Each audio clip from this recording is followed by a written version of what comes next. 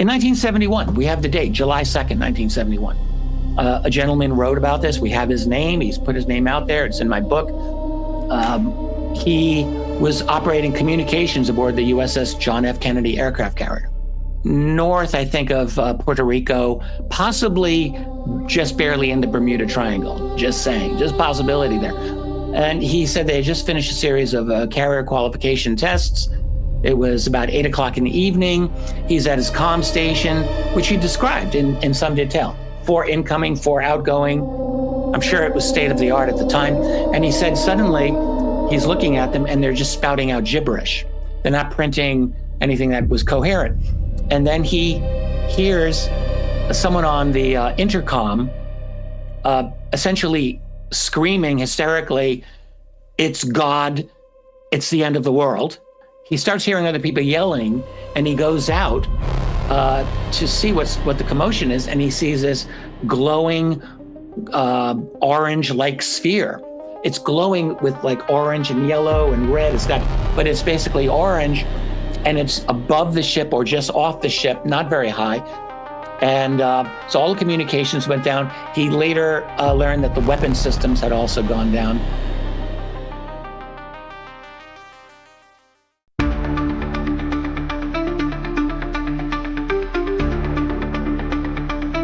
This is Need to Know.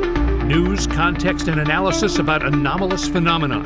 Here's some real talk from 2 authors who literally wrote the book on disclosure. From New York, Richard Dolan. From Los Angeles, Bryce Zabel. Let's get started. Hey everybody, I'm Bryce Zabel. Welcome back to Need to Know, the show I host with Rich Dolan, my friend and collaborator. And Rich, let's bring you in here. And I just want to say, you're a busy man. Not only do I see everything that you're doing on your own Richard Dolan's Intelligent Disclosure, I also know that you're finishing up book number 2 in your USO series. How's that going? Yeah. Hi, Bryce. I'm really glad to be here with you again. And so I feel like I'm one of the laziest YouTubers that I'm aware of. I mean, I'll put out a program every couple of weeks, but I have a very nice social media team that takes good clips of what I do now, and they are putting them out there. So and a lot of those things have been unseen by lots of other people. So it works out. So I guess I am busy. Every day is like a whirlwind for me. That is the truth. That is the God's honest truth. But yeah, so I'm finishing the 2nd volume of my series on USOs, that is Unidentified Submerged Objects. Underwater UFOs, we've been talking all about USOs for the last few years, and it's been kind of an obsession for me for these last several years. And truthfully, I had originally thought that this 2nd volume would have been out last summer. It never works out that way for me. I'm always way too optimistic about these timelines. I have learned I should learn from these mistakes. So when I say July, I really mean October, maybe November. But the truth is, this 2nd volume is, I want to say it's done. I just have to put an index together for it. I publish these books myself, so I go through that whole process. But I'm very happy with it. So it covers just 2 decades, just 20 years. That's it. The 1970s and the 1980s. And when I was organizing these 3 volumes, I thought, are those 2 decades really even going to work? Like, who's going to care about that? That's like the typical fate of the middle child. They all get forgotten. And I did not want that for this book. And the reason it's only 2 decades that I'm covering is because the 1970s was the most insane decade of UFO or UAP and also USO activity of any decade. It is mind-blowing. Like, when I went through all of the USO cases that I could find, I was just collecting them from every different source that was available, the MUFON database, the National UFO Reporting Center database, and then countless magazines and books and journals and blog sites and everything else. And I was just vacuuming it all up together. I was blown away by how many incredible cases from the 1970s there were. It's like, what happened during that decade? And Well, I want to get into what happened in that decade, but I want to go back to your process here because remember, we met because you had a 3-part series, UFOs in the National Security State, and you had written 1. And you had written 2, and you divided both of those chronologically as you have done the USO books. And I believe number 2. Well, I was going to do number 3. Well, you were. It went from 1973 to 1991, and then somehow I derailed you. Not that I take full responsibility, but we ended up doing AD after disclosure. And to the best of my knowledge, you haven't actually done the 3rd part of your trilogy. So my question is, first of all, what possessed you to want to do a trilogy again, given that track record? Yeah, it was insane.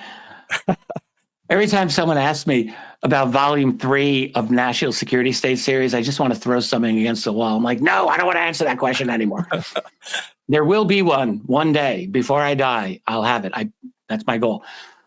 Well, with the USO, your book though, UFOs for the 21st Century Mind, has a lot of number 3 in it. I mean, so you should listen. I just wanted to pick up on what. Let's talk USOs for a few minutes, and then we can go into other things. But I was struck in reading this and remembering how the 1970s were such a very fruitful time in not only UFO research but just in the number of cases. So in the 1970s, of course, we sort of had abductions starting to come online. We had a lot of interesting cases. I mean, Travis Walton gets abducted in 1975, the 80s. You got Whitley Strieber in 1986.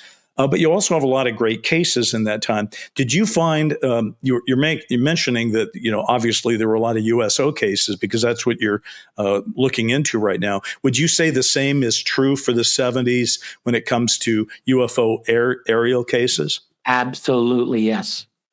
Yeah, I've always been aware that the 1970s was just an insane decade of UFO sightings.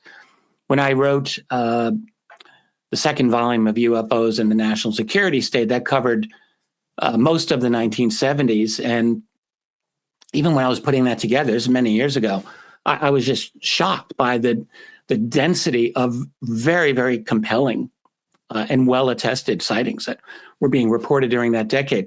This is before there was an internet. There was not really an easy way for people to report UFO sightings when you really think about it. Compared with today, certainly not at all. And yet there were countless waves of sightings. By waves, simply, concentrated numbers of sightings in a certain geographic area in a short period of time.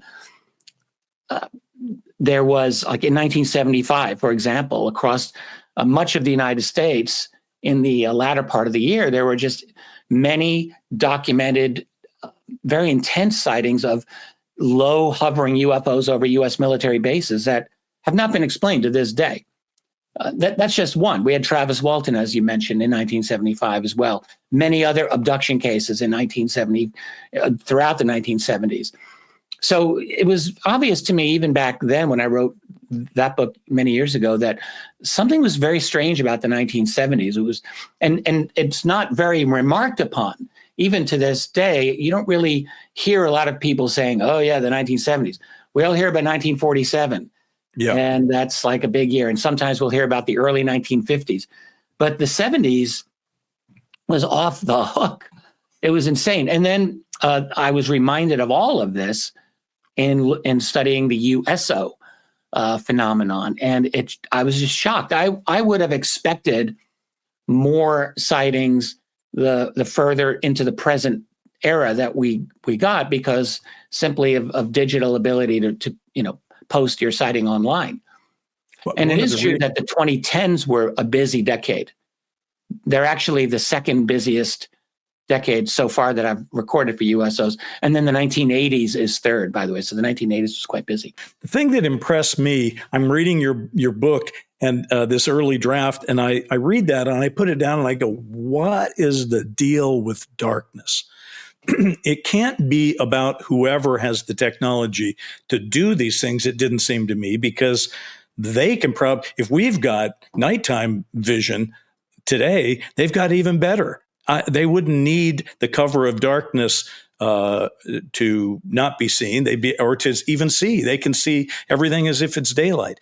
It must have something to do with what they perceive our abilities are.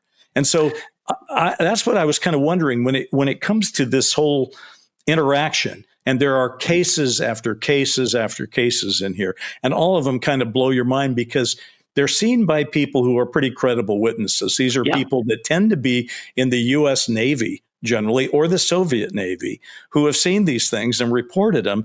And they're not making stuff up. Their ships are losing their ability to function. Radar is going down, as you were starting to talk about electromagnetic interference. What do you make of this interaction, this dance, if you will? You used the phrase dance several times between them and us. What do they get out of darkness? I believe, so let's talk about the darkness first, since you asked. Well, I can't say that I know positively, but what it appears to me is that starting during the late 1960s, either some new people came into town with a specific policy, or a policy was decided upon by which they would engage in a greater level of what I might call data denial.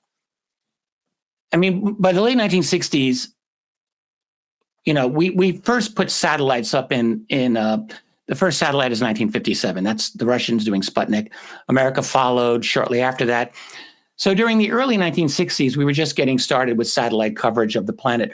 By the late 60s, it was just beginning to become significant. It wasn't yet even comprehensive, but it was getting there. I think it was becoming an issue. Similarly, by the late 1960s, the Americans, and by then the Soviets or the Russians, were also establishing more sophisticated underwater, like sonar detection systems. The American one was called SOSUS. The Russians had their own. They were about 10 years behind, but they were working on it.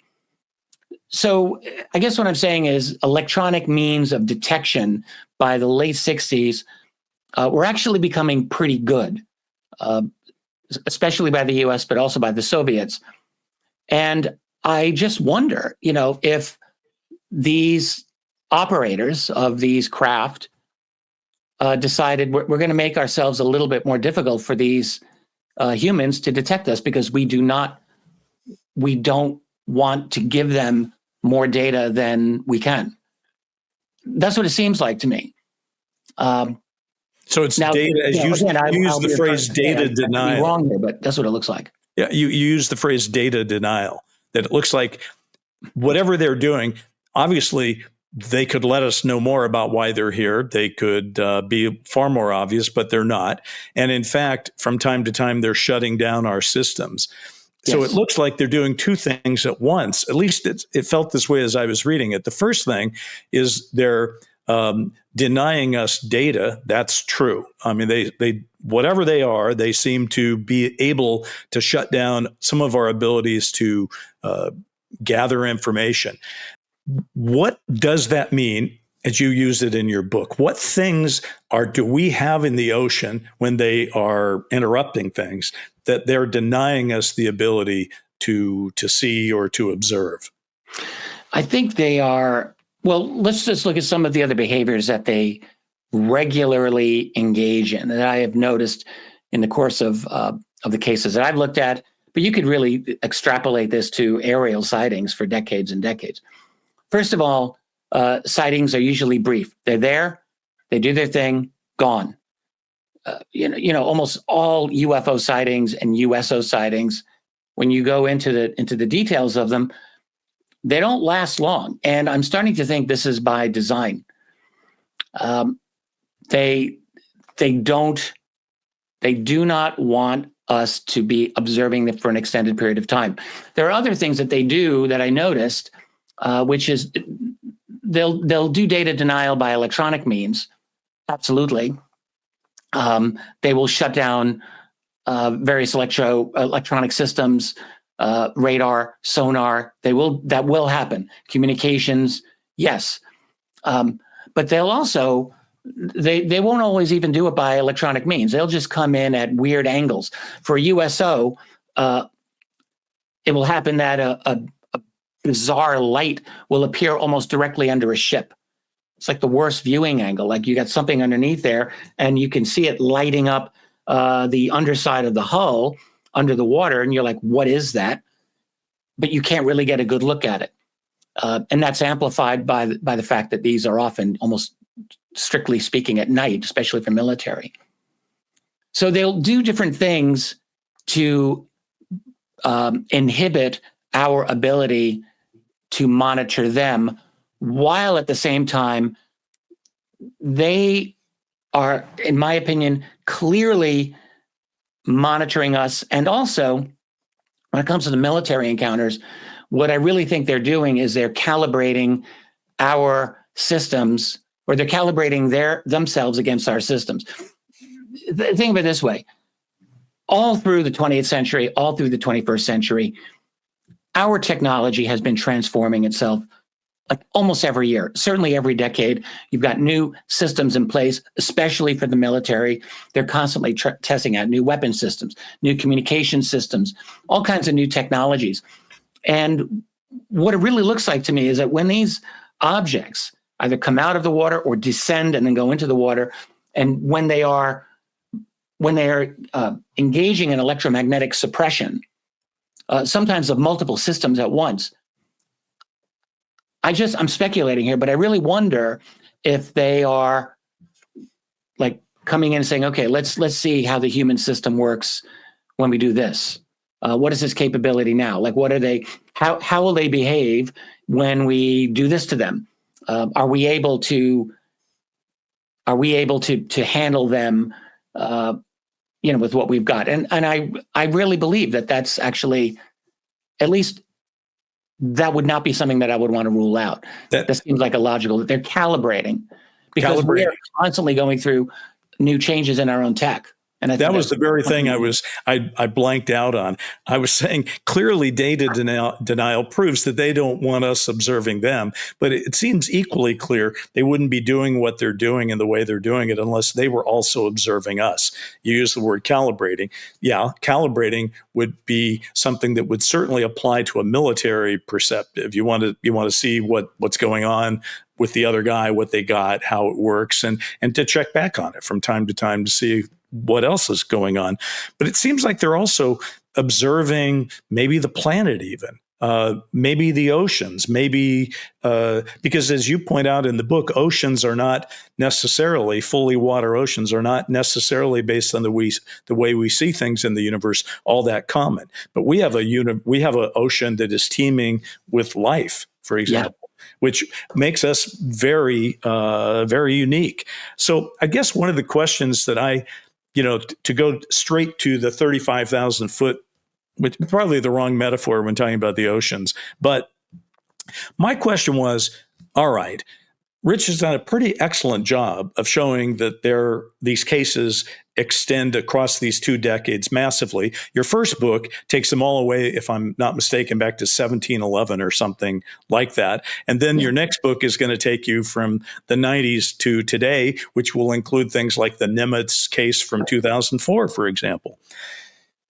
If that presence is as widespread as it appears to have been, then you have to say, who are these people? Are they the same group? Are there different groups? Whatever. But then you also have to ask yourself, are they Earth-based? Have they been here forever? And maybe somebody else is running around in our oceans. Maybe the oceans don't belong to us the way we think they do, or something like that. And then the one thing that I didn't see this in your book yet, but it probably, you've got everything else in the book. But I was just thinking, if some life form from this vast universe of ours was a water-based life form, lived in an ocean on their planet, they wouldn't necessarily come to Earth and say, let's go hang out in the desert. They'd go hang out in the oceans, and they would have technology that allows them to do just that. So my question for you, given all the time, you must have parked your head on this, by my count, but hundreds and hundreds and hundreds of hours. Do you think that they are potentially something that is part of the Earth and has been part of the Earth, or do they come from someplace else and they're now in our oceans? What's your take on that? If I had to, if I were forced to, put my position one way or another, I would say the latter. I think that they're from elsewhere, and that they have made some kind of permanent or semi-permanent base here on Earth, or a series of bases. I don't think they're Earth-based, only because I just have a very hard time understanding how that would have happened. Maybe that's my own lack of imagination, and I wouldn't say it's impossible, but I just can't see how it seems feasible to me. It's funny, though, you say that, because one of my calling cards is I wrote the first draft of Atlantis with my wife, Jackie. I wanted to ask you about that. And so here's Atlantis, where, people for years have been saying the mythology is there was this lost continent that somehow ended up. I never bought that. I mean, I wrote Atlantis, but I never bought that Atlantis was actually a real thing. So I don't go there. But I'm not the only guy that's talked about this in Hollywood, for example. Remember the movie The Abyss that James Cameron Great directed? movie.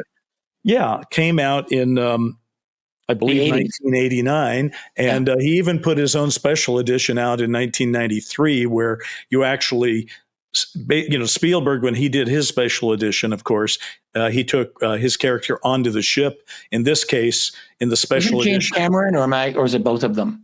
What's that? It was James Cameron, or am I? Spielberg, of course, did Close Encounters, and he took his character on board the ship when he got to do a special edition. And Cameron got the money to do his special edition, and he basically showed us these aliens living at the bottom of the ocean.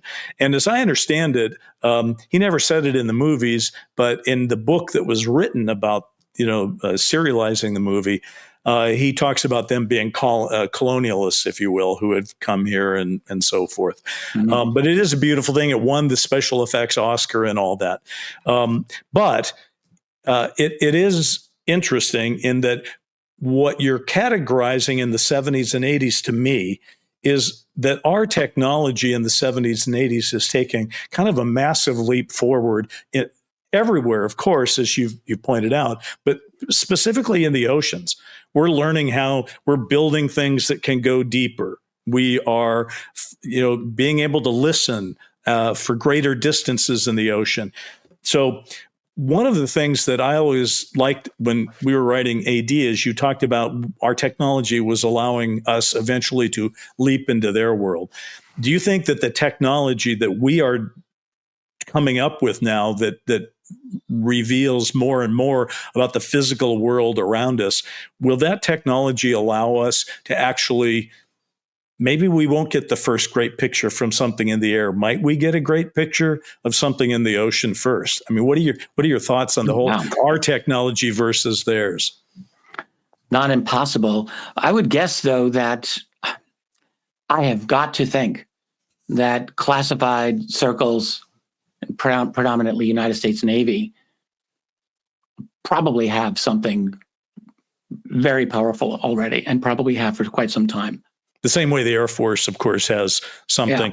Yeah. In fact, it's interesting. You were talking about the increased, the number of cases that were military cases, which doesn't surprise me at all, because if you think about it, it's the militaries of the world that are out, the navies of the world, rather, that are out projecting military force around the globe, versus the Air Force, which tends to be land-based until it's not, and tends to be at bases in the countries where whatever. But it does seem like the military, the U.S. Navy has been more of a place where the action is. I mean, I believe this for a long time.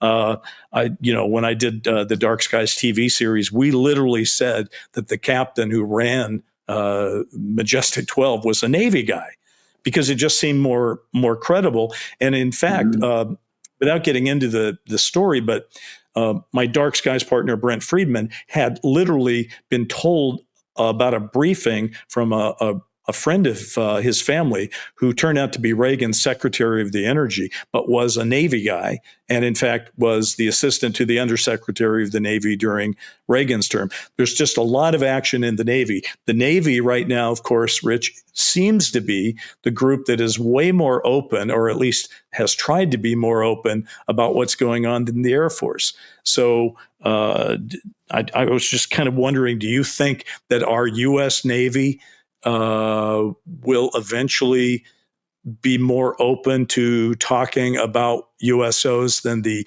U.S. Air Force has been about UFOs?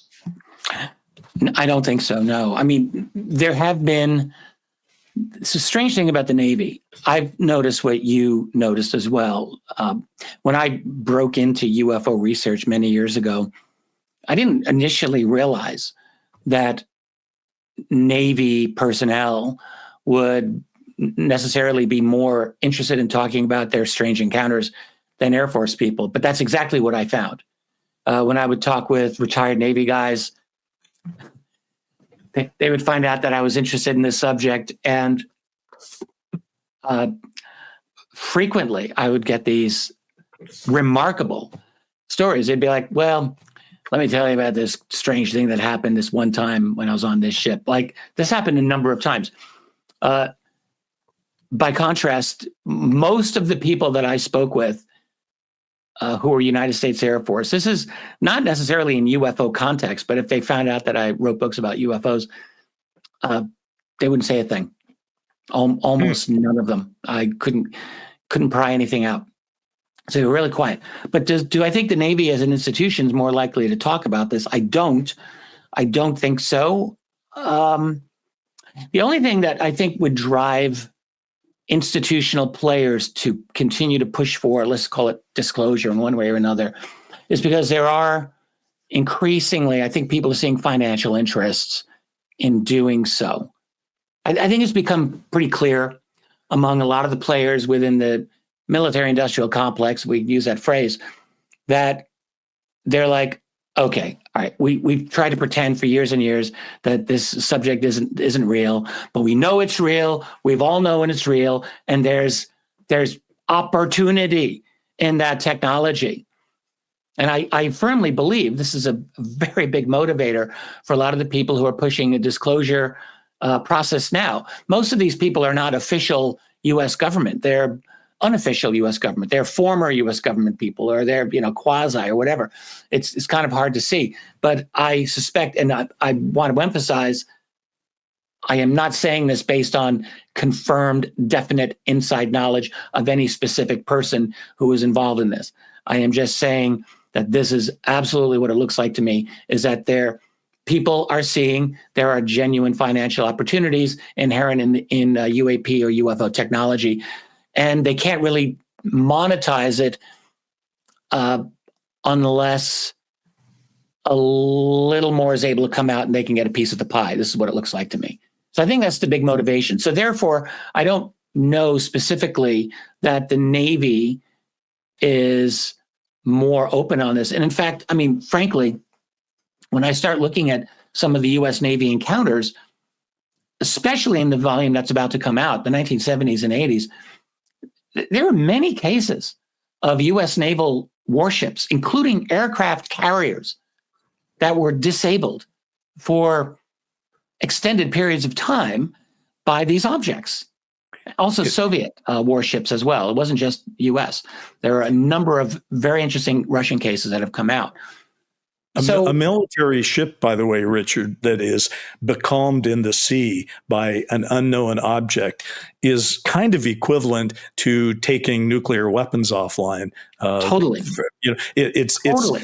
You cannot run a military and have your carriers disabled and just sitting there like sitting ducks. You can't have that. And I'll give one example. Yeah, I've mentioned this once or twice, but not recently. In 1971, we have the date, July 2nd, 1971.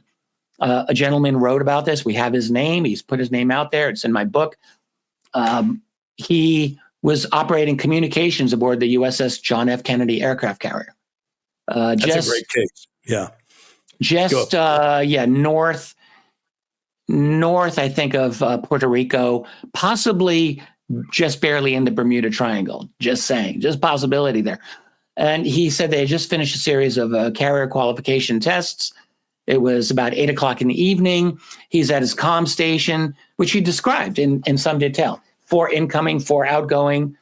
I'm sure it was state of the art at the time. And he said suddenly he's looking at them and they're just spouting out gibberish.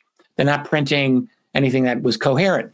And then he hears someone on the intercom essentially screaming hysterically, "It's God, it's the end of the world." So that comes up, and he's thinking, what the hell? Okay.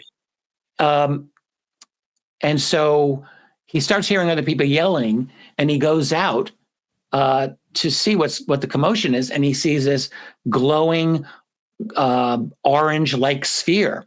It's glowing with like orange and yellow and red. But it's basically orange, and it's above the ship or just off the ship, not very high. And so all the communications went down. He later learned that the weapon systems had also gone down, and maybe some other systems as well. But weapons and comms were down for about a half hour. He was watching this thing for perhaps half a minute, not really long, when the ship went to general quarters at his battle stations. So he had to go back to his comm station and just waited for the next 30 minutes or so. So he doesn't know how the object departed or anything like that. But that's one story. There's actually several of these types of stories where U.S. ships were disabled, where Soviet ships were equally disabled. And so if you're the U.S. Navy and this happens to you, and I have to think this went to the President of the United States, Richard Nixon, in 1971. How could he not know about this? I've got to think, if you're the Navy, how could you ever want to acknowledge that to the world, like that these things can shut your power projection, your aircraft carrier, your ultimate power projection, those in the subs, and just shut it down like it was nothing? I can't think they'd want to do that. No, nobody would. One of the things I kind of wanted to get your take on in kind of a summary form, I was listening to an interview that Tim Burchett did. Again, we all know him. He's the congressman who's so outspoken. And he wasn't saying anything I hadn't heard before, but it's a recent interview. And he's talking about something the size of a football field that is going at 200 miles per hour, not knots, it's converted to miles. And he says it's going 200 miles per hour, and our best is about 30 miles per hour, and it's the size of a football field. And the thing he said that I thought was kind of clever, he goes, "That's not a fish." And I mean, these things are sometimes very large, and they're expressing capabilities such as that. And of course, Tim Gallaudet has spoken about these very things as well. So yes. Knowing what we seem to know from official channels, or at least some of these stories that are going around, and what all these other things that you've talked about, are you seeing anything? It's one thing to be seen, circling a ship and turning the lights out on it. It's another to go 200 miles per hour underwater when all we've got is something that might go 30 or 40, maybe at the max. Right. Are you seeing capabilities from whatever these things are that kind of cohere into one description of something that seems technologically impossible by our own terms? In other words, people always say to me, and I'm sure they say it to you, "Well, I bet that's our stuff." Okay, what are you seeing in your investigation that makes you go, "Yeah, I don't think that's ours"? No, it's definitely, most of this cannot be our stuff. It cannot be. First of all, yes, I've come across a number of very, very fast underwater moving objects, moving in excess of 200 knots, at least, in terms of what witnesses, predominantly Navy witnesses, have testified to. In some cases, there is one, I'm trying to remember the specifics, it's in the upcoming volume. Submarine, they're into the water, and an object is coming toward them at a ridiculously fast speed. I cannot recall how fast, but way too fast for anything that we can do. And then it stops. So what would it take to stop, like dead in your tracks, coming from a very fast speed in the water? But we hear of such things happening in the air, so it also has happened in the water. These things will come in, they will stop, they can circle around you. This has happened. Some of the most interesting submarine cases, not all, but a lot of them are from the old Soviet Navy, the Russians. For whatever reason, they collected these. They had to be very careful about recording them back during the Soviet era, because it was actually for quite a while very, very not the thing to do in the Soviet Union, is to report UFO or USO cases. But they were still discussed. And so we have them now, sometimes without the detail we'd like, but we do have them. But they had a lot of these cases. In the 1970s, particularly the 60s and 70s, they were reporting, this is the Soviet Navy submarines, these underwater objects. They called them kavakari, which is their name for croakers. And it was because these objects made this strange croaking sound like frogs, but they were under the water. They would approach, they would surround the ship. Sometimes it'd be many of them. The Russians are thinking, is this something that the Americans are doing? Are they screwing with us? But they determined that this was not American tech. And then after about a decade, they just called off the study. They did a formal study of this, apparently. But they decided, well, look, these things they're not attacking us. There's really nothing we can do about them. So we're just gonna not pursue this anymore. That seems to have been their attitude. It's crazy. Let me quote you to yourself, because I finally found the part of the book that I highlighted here, because the thing you and I love to do is play the game of who are they and what do they want. We'll get to who are they in a moment, but on the what do they want point of view, I found this one. I think it's either in the introduction or the conclusion, but this is what you wrote. To my mind, this looks like environmental sampling and mapping. These objects have appeared near shelves, river mouths, and industrial coasts. It is reasonable to think they have an interest in chemistry, biology, temperature gradients, and human effluence. The behavior resembles survey work. Establish baselines, track change, and learn where the noise is and what is new. Okay, so that got me going, because I thought, well, all right, now I have, that's more of a description of what they're doing, at least what you intuit they're doing. If they're doing these things, though, that you wrote about, what would that imply they want? This is what I think. The Earth, I was just thinking about this recently. If we were to shrink the Earth down to the size of a basketball, the oceans, and indeed really the crust, you could say, would be something like 0.001 inches. It would be the thinnest veneer, like almost not even anything. And the dots of the basketball itself would be deeper than the deepest ocean. So the Earth is incredibly smooth in that way. The oceans, in that sense, are really not that deep. I mean, if you just change a couple of measurements and a couple of, turn the dials of the knob of the controls a little bit, you lose the oceans, you lose life. Like, this is extremely delicately balanced. And so we have a planet that's about 70% covered by water, about 30% covered by land. That's unusual. Like, you would think, like, if you have a lot of water, the whole globe could be covered by water. But no, we have like a lot of water where it's convenient for life to begin. But then we have land where it's convenient for life to develop technology.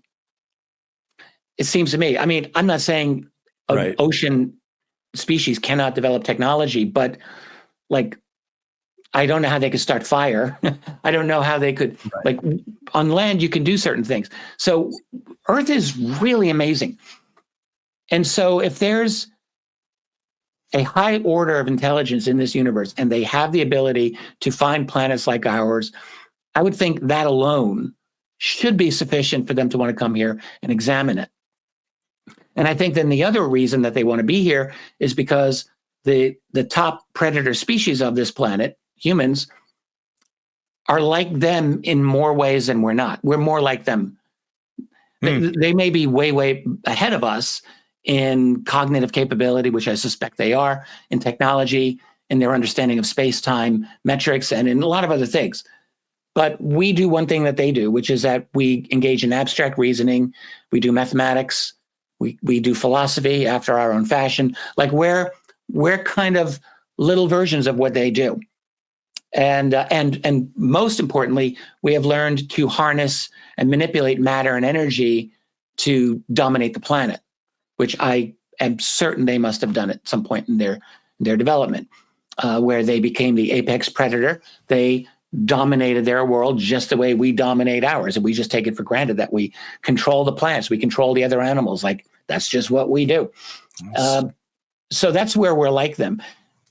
Now, this is just my own hypothesizing here, so people can take it or not take it if they wish. But I suspect that they look at us as delicate and volatile at the same time. Because basically we are. We are delicate and we are volatile. Oh, yeah. We're extremely territorial. We're extremely violent. We're extremely greedy. I mean, let's just face it. We just want more and more and more and more. You talk to the transhumanists out there and the AI apostles, and it's just like they want to turn humanity into like this godlike species. It's like nothing's good enough for these people. They want to live forever. Like, wow. Yeah. Okay. So we're very grasping and avaristic. So that has to be noted. We're violent. We are very violent in our, we're assertively violent in that we want certain things and we will fight to get them. Maybe not ordinary people, but let's face it, most ordinary people aren't too violent because most ordinary people, most of their basic needs are already met. If your needs aren't being met, you're going to become violent real fast. Go ahead. So they see all of this about us, and I think they're watching us because they know we're on this kind of exponential growth chart right now with our technology. I mean, we've had science for just a couple of centuries. That's nothing. That's nothing. We started the age of science with candles and horses for transport. And now we've got everyone holds a supercomputer in their hand. So that's a very short period of time, and we're not done. So I think they're watching us because we're volatile and probably unstable.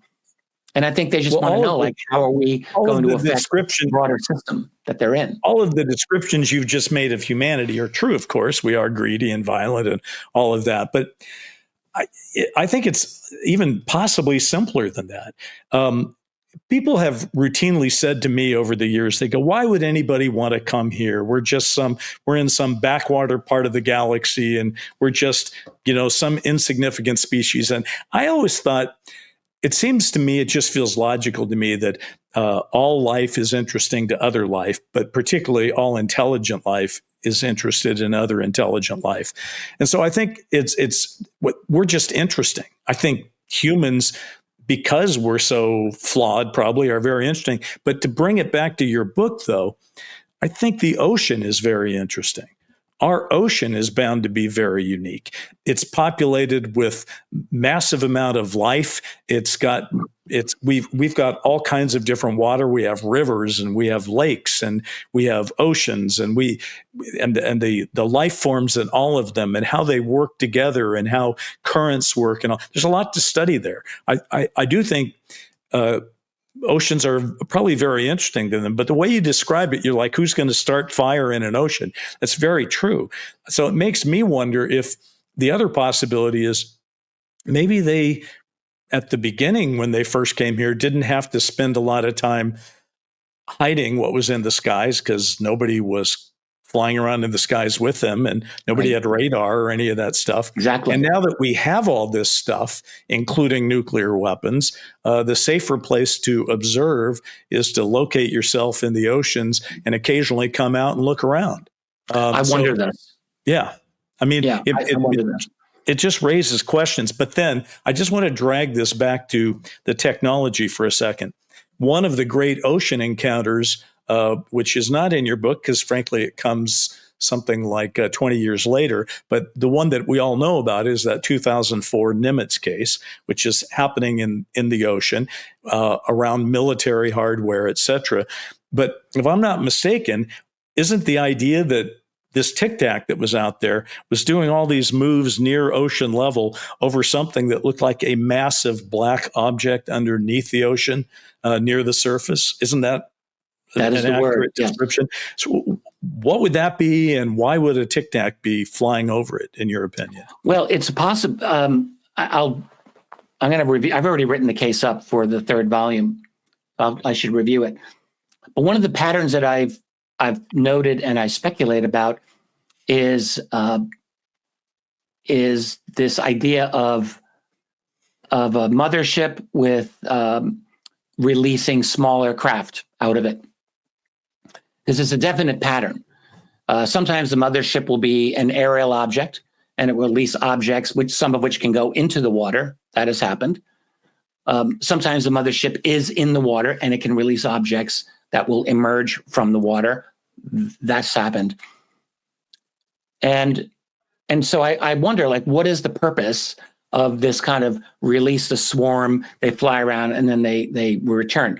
And I don't really know exactly. Sometimes I think that the swarm is released as a scouting, intelligence gathering, data gathering operation.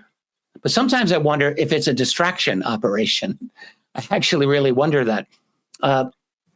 Like, what if the main action was this large underwater craft, talking about the Nimitz encounter here, and that the aerial objects, and there were many of them that were noted for 2 weeks by the USS Princeton, maybe they were doing something, but maybe they were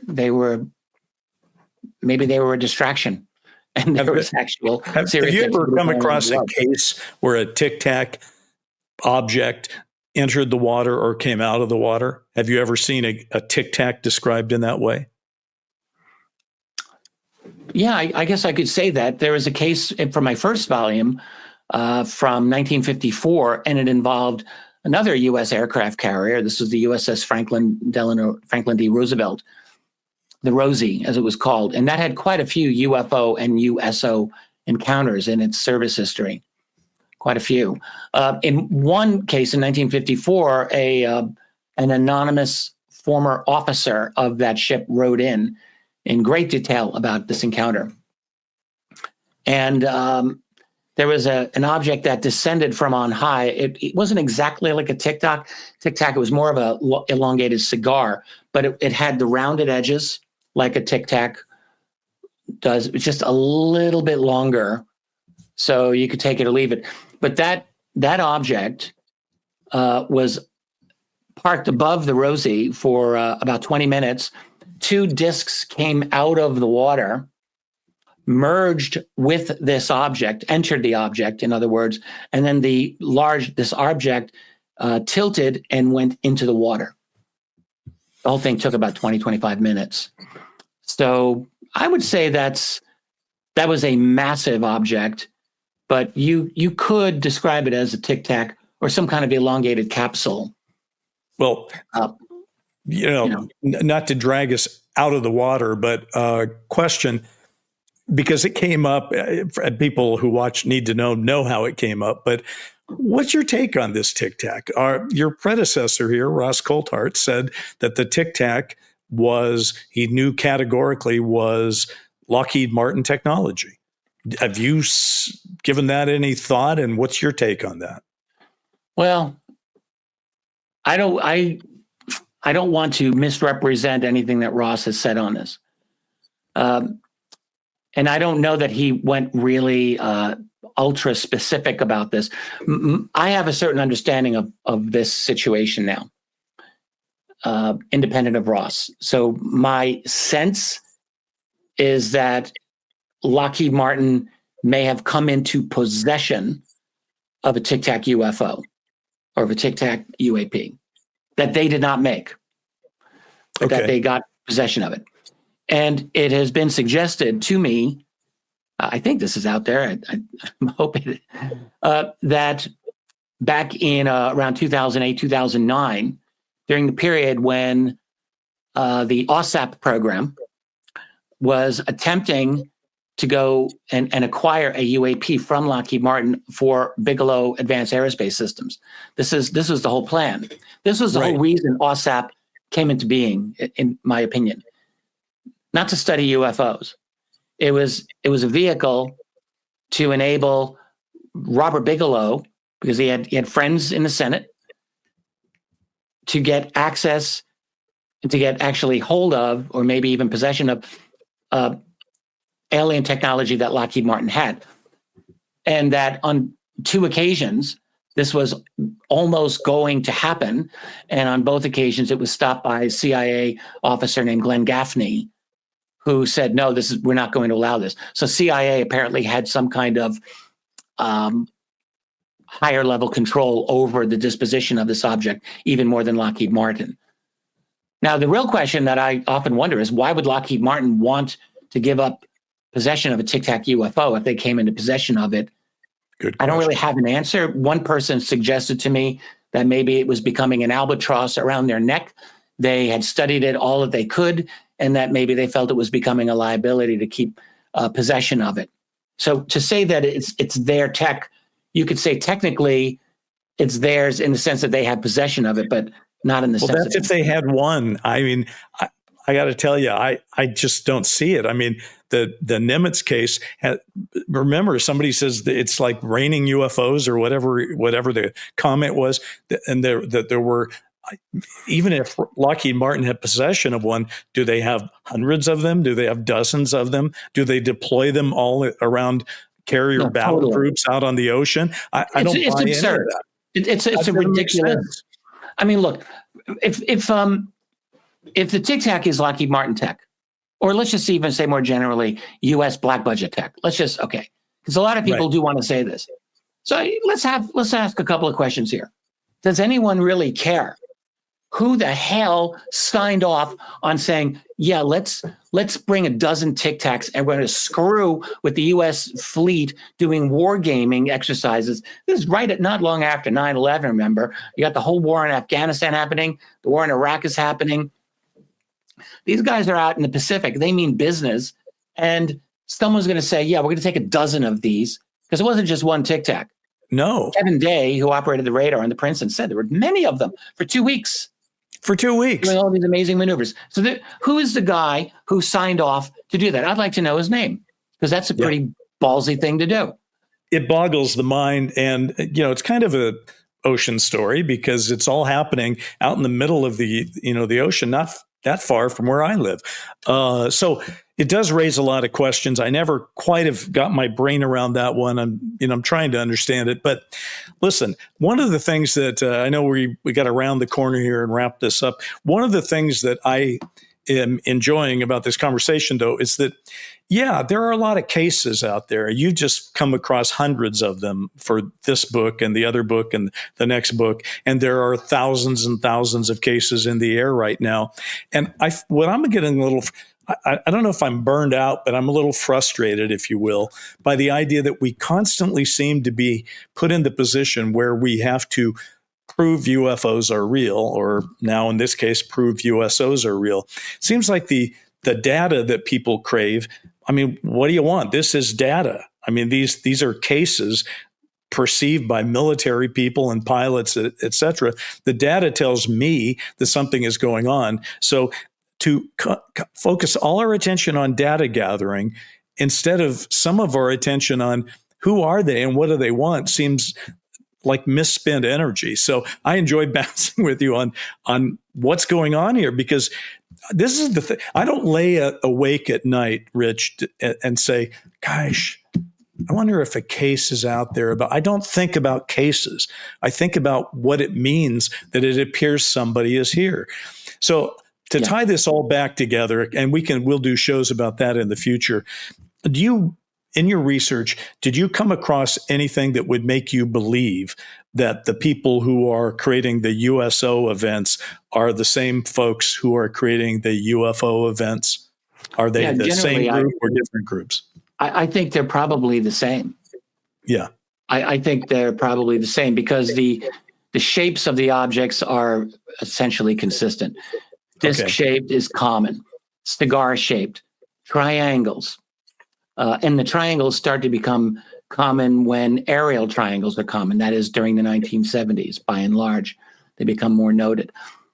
Spherical objects. You get aerial spherical objects. You get under the water spherical objects. So no, the shapes are, roughly speaking, the same. I haven't noticed any shape of a USO that I don't think would have been a UFO. So there's that. And then the types of behaviors that they engage in. I would like to go back into aerial UAP, UFO encounters and do the same kind of study that I did with the USOs and to ask, is there a nighttime switchover in the late 1960s with UFO cases? I suspect that there is, but I don't know for a fact because I haven't really looked at that data. There's a lot more data there to look at. But I suspect that the behaviors are basically the same. Certainly the way that these objects are when they engage with people, and not just military, by the way. We've spoken most about the military because it is interesting, but there's a lot of civilian cases relating to USOs. And the behaviors are really not radically different than with cases over land. There are missing time cases that people have with water base as well as with, aerial phenomena over land. So I think that the behaviors are generally the same. So I tend to think that we're talking about the same types of, the same source, the same beings, and they simply have the ability to operate in the water as well as everywhere else. Although the reason I bring that up is that, and we don't literally have any time to go into this, but people say it looks like multiple non-human intelligences may be here at the same time.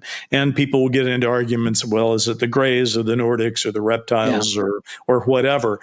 If indeed there were multiple groups here looking into us, it wouldn't surprise me if one of them was more water-based and one of them was more air-based. I mean, that's possible. Yeah, no, that could be. That's certainly not out of the realm of possibility. I would have to agree with you.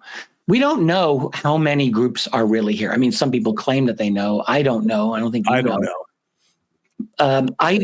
I do suspect that it could be more than one. It's probably more than one group. I only say that because there's just enough variety in how people describe the alleged beings of these that I'm thinking, okay, there seems to be more than one type. But it's more than that, Rich. It's like, it just feels logical. If one can get here, then it means it is physically possible to get here. And Carl Sagan was wrong when he said the distances are too vast, they couldn't possibly be here, even if the universe is teeming with life. So if in fact the UFO, USO issue means that somebody's here who ain't us, not from our neighborhood, then that proves it's possible to get here. Then that goes back to my previous thought, which is if we're very interesting, if humans, the intellectual part of whatever we are, flawed as we are, is interesting, and our physical landscape, the Earth itself, is interesting, then I can't see any reason why there wouldn't be more than one here, because we would be interesting. People would want to come and check us out as we would. I mean, if you flash forward, let's hope that mankind survives the next 300 years. But if we do survive the next 300 years, we're going to have different technology. We may be the Star Trek people. We may be running around the universe. And we're going to be interested in every other life form that's out there because we're curious. Well, if there's a lot of life out there in the universe and it is teeming with it, then we're going to have some people here. And some of them may be aquatic. I guess that's how I'm going to look at it. Yeah, I'm with you on that.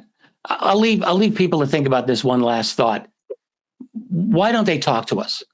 Why don't they land on the White House lawn? Why don't they announce themselves to us? You and I wrote a book that dealt with a lot of these issues. Like, we did this 15 years ago. Well, I think about this. So, like, let's pretend that we time traveled back 1 million years. So there were early versions of what we might call humans that were around back then. The scientific name that we use is Homo erectus. They had bodies pretty much like ours, a lot stronger. They didn't quite have our cognitive capacity, but they were smart. They were certainly the smartest creatures on planet Earth at that time. But we would not have been able to have a conversation with them. It is not believed that they had complex language. They may have had a proto-language, but we have this ability with our language to string together these amazing ideas and to do it so rapidly and quickly. Like, they wouldn't be able to do that. So if we were to go back in time, we would not be able to interact with them. There's no way. Like, it would be the most wrong thing to do. They would have no ability to comprehend really almost anything about what we knew about reality, and there would be no point to a conversation with them. But if they had occasional sightings of our craft, they might be thinking, well, why don't they talk to us? And so I think that the gap between us and these other beings, if they have even like 20% greater cognitive capacity in their frontal cortex, they can probably run circles around us linguistically and in terms of data organization, and maybe in terms of understanding space and time in a way that we just can't really grasp because we're not there. So what would they be able to talk to us about? What would be the point? What kind of reality could they share with us that would be worthwhile for either side of the conversation?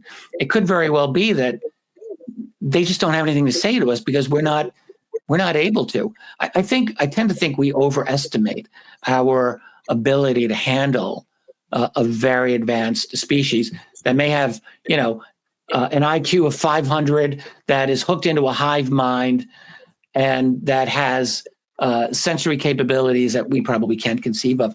Like, there's really not a whole lot that we'd be able to say to such a person, and there might not be a whole lot that they could say to us. That's all true, and I'll spot you that. The one thing, my final thought would be, it seems after looking through your book and frankly being alive for 30 years and looking into this thing, that somebody's measuring us. They're taking they're taking stock of who we are. But it appears from your book about USOs, they're also taking a measure of our physical layout. Now, they could be doing that for a number of reasons. They could be geologists, and that's what they do. But they, from a military point of view, they're also taking a measure of our military. Yes, they are around a lot of civilian craft and civilians, but they're also around a lot of military aircraft and a lot of military ships. Now, the one thing that you point out in your book and that I will leave us with is they so far haven't attacked us. It's not been a confrontational thing, but it has been one where, let's face it, if they wanted to attack us, they certainly have some technology that we don't appear to have. So let's keep our fingers crossed that they continue to just want to look around instead of take action. But I think for future episodes, Rich, this question of what do they want is such an important question. And it may very well be the reason we have no real answers in this disclosure arena right now, because the fact that you and I, haven't been briefed in on what they want doesn't mean somebody else isn't. There's been 80 years that have gone on here. As you point out, certain presidents, you can't have a case like you just brought up about the Franklin D. Roosevelt and think that the president didn't hear that was a problem. Maybe the president's not being briefed into everything, but the president is the commander in chief and would have to be briefed in that somebody's doing that. So there's going to be a lot more for us to discuss in the future. That's how I would put it. Yeah.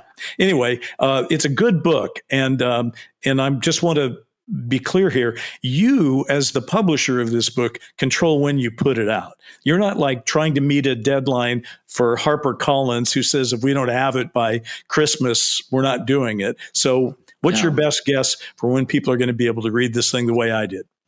I'm afraid to answer that. Well, You I should. think that the writing is possibly completely done. So like I keep looking over that conclusion, but other than that, like I think every word is done. So I'm happy about that. As the publisher, I have to put an index together. That's not that big a deal. I'll have it out before Christmas, and not that I was shooting for that, but it'll work out pretty well. I think November is not impossible. Well, good. Then it could be a Christmas present. Yeah. You just mentioned putting the index together. When we did AD, we put our own index together for the hardcover, but then when it went to Career Press, they put an index together, which to this day, I still believe is the most confusing index I've ever seen in any book. Yeah, we did a way better one. Oh my God. It was so We really did. Anyway, look, congratulations on it. I'll see you next month. It's always a pleasure, and happy Halloween and all happy Thanksgiving, and we'll talk soon. And to you as well. And I just want to give a great greeting to all the people watching this. This is fun doing this with you, Bryce. And I'm going to do the intros next time. Yes, you are. All right. Good enough. That'll take some pressure off me. All right, everybody. See you later. See you, Rich. Bye-bye.